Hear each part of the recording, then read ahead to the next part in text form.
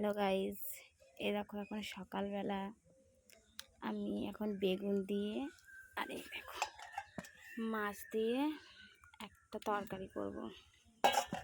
বেগুনগুলো দেখো গাছ থেকে তুলে নিয়ে আসলাম, একেবারে টাটকা বেগুন, খুব সুন্দর বেগুনগুলো।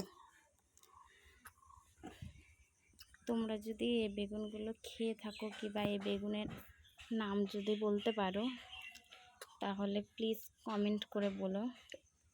এই দেখো এখানে দু রকমের বেগুন আছে, একটা আছে এগুলোকে আমরা বলে থাকি কুলি বেগুন, আর এগুলোকে আমরা এই বেগুনের কি নাম একটু তোমরা কমেন্ট করে বলো। বেগুনগুলো দেখো দেখতেও খুব সুন্দর, খেতেও খুব টেস্টি, অল্প তেলে ভাজা হয়ে যায়, খুব সুন্দর। তোমরা কে কে বেগুনের নাম জানো, এই সাদা বেগুনগুলো তোমরা প্লিজ কমেন্ট করে বলো।